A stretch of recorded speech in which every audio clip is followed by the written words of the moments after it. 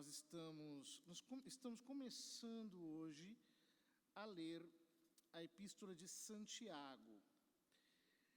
E, lamentavelmente, já teremos que interromper essa leitura, porque daqui a 2 dias é quarta-feira de cinzas, e não leremos o resto da Epístola de Santiago. É uma carta realmente muito, muito bonita, por diversos aspectos. Em primeiro lugar, porque ela oferece uma espécie de equilíbrio em relação à teologia paulina. De fato, existem 2 afirmações que são praticamente contraditórias, se não fossem conciliáveis em níveis diferentes. São Paulo diz que nós somos justificados pela fé sem as obras. E Santiago diz que nós somos justificados pelas obras. Porque, diz ele, mostra-me a tua fé sem as obras e eu te mostrarei a minha fé pelas obras. Não há contradição nenhuma entre essas afirmações, porque elas se conciliam em níveis diferentes. Ou seja, antes da justificação, nós não temos nenhuma obra que possa ser, de alguma maneira, digamos, válida do ponto de vista sobrenatural. Mas depois da justificação, aí sim, batizados, tendo a vida de Deus em nós, as nossas obras podem ser deiformes, como ensina a boa teologia. Ou seja, elas podem ter valor sobrenatural e, portanto, podem cooperar para a vida eterna. E, nesse sentido, a fé sem obras é morta. Mas Santiago começa dizendo: Tiago, servo de Deus e do Senhor Jesus Cristo, às 12 tribos que vivem na dispersão, saudações. Ele está escrevendo às 12 tribos que vivem na dispersão, não como tribos de Israel propriamente. É um modo de falar da igreja, para toda a igreja dispersa por toda a face da terra. De fato, a Epístola de Santiago é a primeira das epístolas ditas católicas. Por quê? Porque ao invés de serem direcionadas a um grupo específico, por exemplo, São Paulo escreve aos Romanos, aos Coríntios, aos Gálatas e assim por diante. Estas epístolas que estão logo após as epístolas paulinas, são todas sem um destinatário específico. Portanto, são para toda a igreja, ou seja, são epístolas católicas, universais, é para todo o povo. Ele já começa dizendo: meus irmãos, quando deveis passar por diversas provações, considerai isso motivo de grande alegria. A primeira frase da epístola já é uma frase heróica. Ele está dizendo: chegou a provação, encarem isso como motivo de alegria. Por quê? Por saberdes que a comprovação da fé produz em vós a perseverança. Talvez a melhor tradução seria: por saberdes que a prova da fé produz em vós perseverança. A palavra perseverança aqui é uma palavra muito bonita do Novo Testamento, que é a palavra hipomoné, que às vezes é traduzida por paciência, mas nenhuma dessas palavras, nem perseverança, nem paciência, de fato, rendem clara a ideia do que é hipomoné. É uma palavra muito difícil de traduzir para o português, porque no fundo, hipo, né, está por baixo, moné, ou seja, é alguém que está segurando algo por baixo, está sustentando o peso de algo. Então isso tem a ver com perseverança, tem a ver com paciência, tem a ver com suportação, com resistência, tem a ver com, num nível um pouco mais profundo, uma espécie de amor à cruz. Ou seja, as provações dilatam o nosso ânimo. Elas produzem em nós uma espécie de aumento da nossa capacidade de suportar e amar. E essa é como que a marca da santidade. Quando nós lemos, por exemplo, o livro de Jó, nós vemos, naquela descrição que nos apresenta a Escritura, que na terra de Uz, uma terra pagã, havia um homem temente a Deus chamado Jó. E o diabo diz: olha, todos na face da terra se perderam. Deus diz para ele: veja meu servo Jó, como ele me teme, como ele me ama.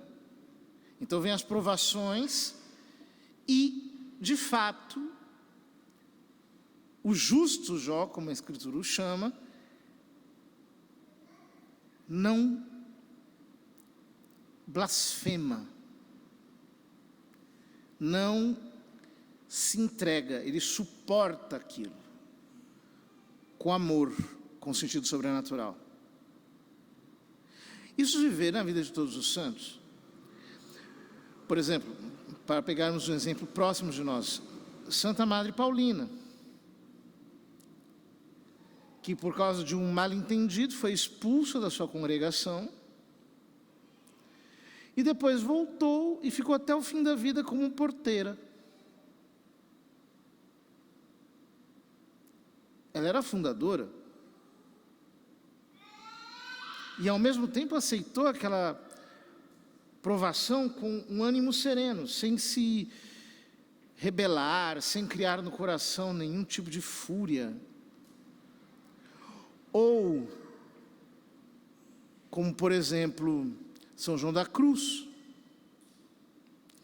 que foi preso pelos seus próprios frades e ficou numa prisão, escondido, na qual não entrava sequer luz, passava um fio de luz em alguns minutos, algumas horas, na verdade, dentro da sua prisão, que era quando ele, na ponta dos pés, aproveitava para rezar o breviário. E ele não se queixou, não se revoltou, não se rebelou, não saiu gritando, tratou com caridade, com amor os seus confrades, teve sempre por eles um desejo sincero de bem. A prova da fé produz isso, produz essa suportação amorosa de quem abraça a cruz. Portanto, quando ele diz: quando deveis passar por diversas provações, considerai isso motivo de grande alegria. Ou seja, chegou uma provação, eu vou aproveitar para crescer em paciência. Eu vou aproveitar para crescer em amor à cruz. Eu vou aproveitar para crescer em virtude. Mas continua ele: mas é preciso que a perseverança, a hipomoné, gere uma obra de perfeição para que vos torneis perfeitos e íntegros, sem falta ou deficiência alguma. Se a alguém de vós falta sabedoria, peça a Deus, que a concede generosamente a todos, sem impor condições, e ela lhe será dada. Isso é muito bonito porque, vejam, Santiago mostra como a aquisição da paciência, o aumento da resistência interior, a dilatação da alma pelas tribulações, deve levar a uma obra de perfeição. E como é que ele diz que nós chegamos à perfeição, à santidade consumada? Ele diz: peça a Deus sabedoria. O que é essa sabedoria? Na Escritura, sabedoria não é simplesmente uma espécie de inteligência superior. Sabedoria é mais profundo do que isso. Sabedoria é uma intimidade com a verdade. Em termos sobrenaturais, é a contemplação. Sabedoria é, digamos, aquela fé vibrante, numa caridade, num amor cheio de fogo, abrasado, em que nós experimentamos Deus, ao invés de o observarmos do lado de fora. A contemplação não é como enxergar um quadro. A contemplação sobrenatural é estar encharcado de Deus e saborear a suavidade do Senhor. Verdadeiramente. Mas o extraordinário é que ele diz: se alguém de vós falta sabedoria, peça a Deus, que a concede generosamente a todos, sem impor condições. E ela lhe será dada. Ou seja, São Tiago está dizendo que, se nós pedirmos a Deus a graça da contemplação, se nós pedirmos a Deus a graça da sabedoria, Ele nos dá sem nenhuma condição, de maneira totalmente gratuita. Ele diz mais: mas peça com fé, sem duvidar, porque aquele que duvida é semelhante a uma onda do mar, impelida e agitada pelo vento. Não pense tal pessoa que receberá alguma coisa do Senhor. O homem de duas almas é inconstante em todos os seus caminhos. Ou seja, existem orações que são infalíveis. Deus sempre vai nos atender. Quando eu digo: Deus, aumenta a minha fé, é infalível. Se eu realmente quiser, a luz da fé vai começar a brilhar no meu coração. Se nós pedimos: Deus, aumenta a minha caridade, o meu amor, a caridade vai aumentar se você não colocar obstáculos da sua parte para isso. Se você disser: Deus, eu quero me converter, pode ser o pagão mais distante, ele vai se converter e Deus vai transformá-lo. E quando você diz: Deus, eu quero de verdade ser santo, eu quero chegar à contemplação, essa petição é infalível, Ele sempre nos dará. É o que Santiago está dizendo aqui. Qual é o problema? O problema é que nós começamos a criar problemas. Então nós dizemos assim: eu pedi a Deus, mas eu não estou conseguindo, eu não vou conseguir. Então a gente duvida. Não duvida tanto por causa de Deus, mas duvida por causa de nós mesmos. Será que eu vou conseguir? Será que eu vou dar conta? Será que vai dar certo? São Tiago está dizendo: esta dúvida é pecaminosa. Por quê? Foi o que Jesus disse no Evangelho: a quem pede, se lhe dará. A quem bate, se lhe abrirá. A quem pede, dar-se-lhe-á. Ou seja, não tem conversa. A questão aqui não é se Deus quer, a questão é: eu quero. Eu quero mesmo, eu estou colocando a minha alma direcionada como uma flecha para essa finalidade. Eu de fato mergulhei em Deus de tal maneira que eu tenho nele a resposta para tudo isso. Santiago continua: o irmão humilde pode ufanar-se de sua exaltação, mas o rico deve gloriar-se de sua humilhação, pois há de passar como a flor da erva. Com efeito, basta que surja o sol com seu calor, logo seca a erva, cai a flor, e desaparece a beleza do seu aspecto, assim também acabará por murchar o rico no meio dos seus negócios. O que Santiago está nos dizendo aqui é que o pobre, ele pode se orgulhar da humilhação, porque justamente a prova da fé produz a paciência, produz humildade, é um caminho de santidade. Mas ele diz, o rico não pode, senão envergonhar-se de sua humilhação, porque está em condições mais desfavoráveis para encontrar a graça divina. Tem o coração ocupado com 1001 preocupações, com 1001 vaidades, com 1001 distrações, e por isso o caminho para o céu será mais atribulado. Isso provoca em nós uma mudança de paradigma.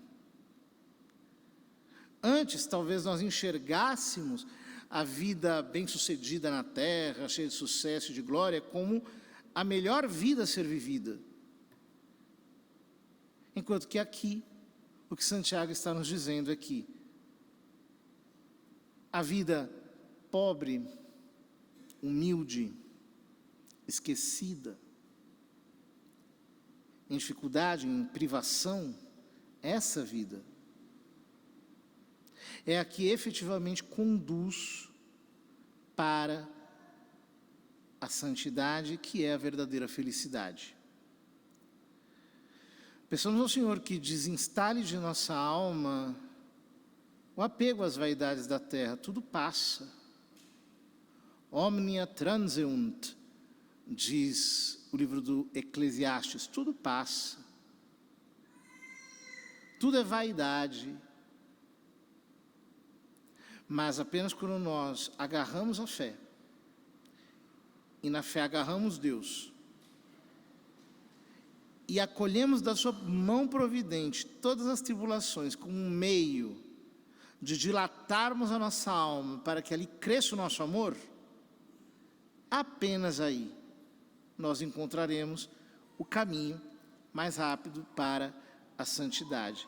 Em outras palavras, as pessoas às vezes se perguntam se existe um atalho para a santidade. Existe. Esse atalho chama-se sofrimento. Que Deus nos faça suportar todas as tribulações da vida com grande ânimo, sem nos queixarmos, nem nos escandalizarmos de Deus, mas amando-o em cada um de seus presentes.